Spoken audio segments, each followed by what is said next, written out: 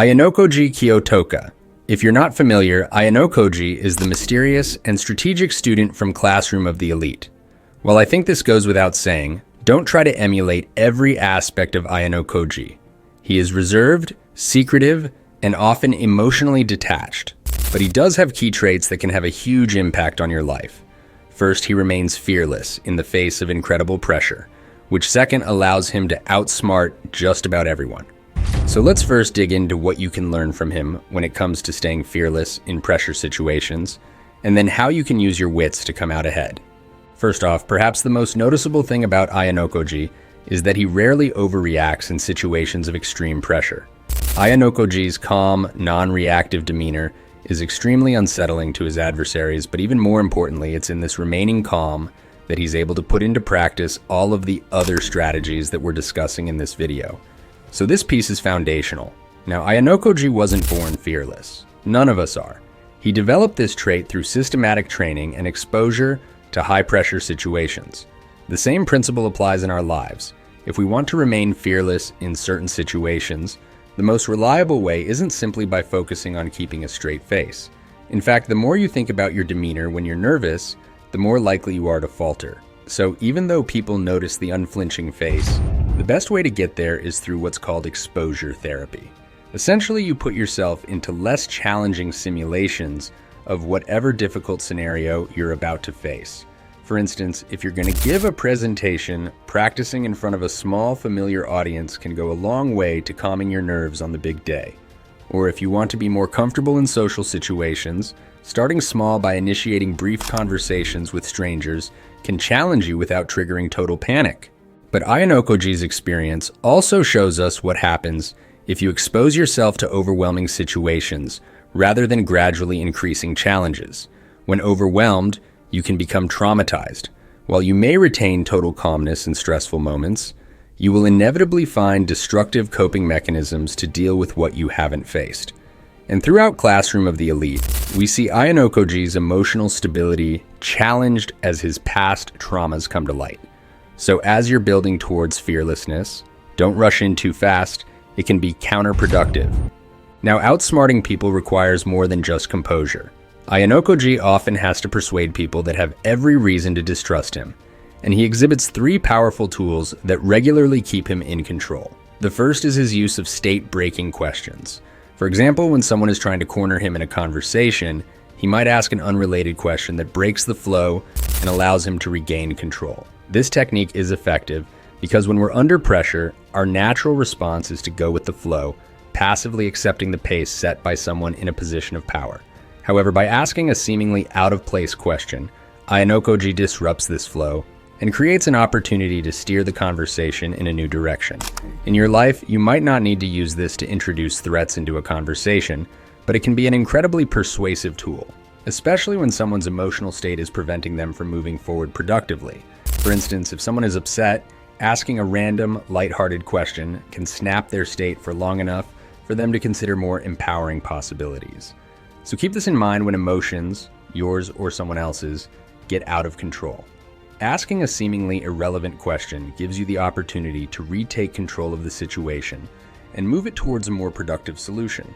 Now, a simple question isn't going to instantly put someone on your side.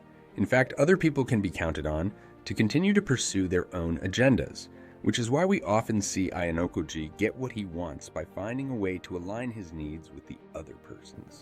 For instance, when he wants to gain someone's cooperation, he doesn't appeal to their sense of duty or honor. Instead, he figures out what they desire most and shows them how helping him will help them achieve that. In order to do this effectively, you cannot imagine that other people want the same things as you. You must try to first view the world from their perspective. This may sound obvious, but so few people follow this advice. Instead, they offer others what they would want, never getting anywhere. So before offering help, make sure you understand the other person's world, which is why Ayanokoji comes to these interactions already understanding the position and temperament of the person he's speaking to. And if after all your research you're still unclear on what they want, you can always just ask them in the course of conversation, "What do you want?" This concrete approach can be particularly useful in connecting with someone you might like as a mentor. The internet makes it easier than ever to get in touch with influential people, but it also means they get more requests than ever before.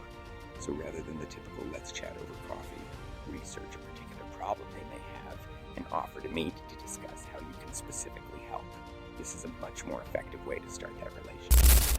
But even beyond this particular scenario, the point is that one of the best ways to get what you want is to seriously consider how you can help other people get what they want. This activates reciprocity and creates allies that can open up incredible opportunities. Now this brings us to the next point. When Ayanokoji really needs something done, he doesn't just solve someone's problem. He uses both the carrot and the stick approach, which is a much stronger motivation when you're trying to effect large changes. For example, he often provides incentives for cooperation, but also subtly implies the consequences of non-compliance. This dual approach of offering rewards and highlighting potential losses is very effective in motivating people. Some people are motivated more by the prospect of gaining something, while others are driven by the fear of losing something. Ayanokoji makes sure to hit on both whenever he needs someone to be fully committed to his plans. This is a far superior persuasive strategy than simply commanding or threatening people. And it's incredibly helpful when you're trying to inspire any group of people. So whether it's in school or work, when there's a team of people that you're trying to move towards a common goal, or in business when you're trying to explain the value of a product you're selling, don't just talk about what someone can gain if they follow your vision. Instead, also emphasize what they might miss out on if they don't. Now this takes us to the last piece, which is truly what makes Ayanokoji Kiyotaka so unique, and probably why so many people find him fascinating. It's his ability to turn adverse situations into opportunities. In the series, we see Ayanokoji repeatedly turning what appears to be a disadvantage into a strategic advantage. For example, when he is put into a difficult situation by his classmates or the school administration, he uses these moments to advance his own agenda, often coming out ahead in ways that others did not anticipate. This isn't just about making the best of a bad situation, but actually making a bad situation better than if it had never happened in the first place. This strategy of turning problems into resources is how some of the most elegant and brilliant solutions are created in the real world. The bad things in your life may only appear bad in a particular context. If you can put those things into a completely new and different context, you can turn something that everyone else overlooked into a valuable resource. So, an extremely powerful question to ask when you're frustrated or you wish a circumstance wasn't the case is, how can the thing that I least want become valuable towards another goal of mine? This mindset shift can open up creative and strategic opportunities that you might not have considered otherwise. Either way, I hope that you enjoyed this video, and I look forward to seeing you in the next one.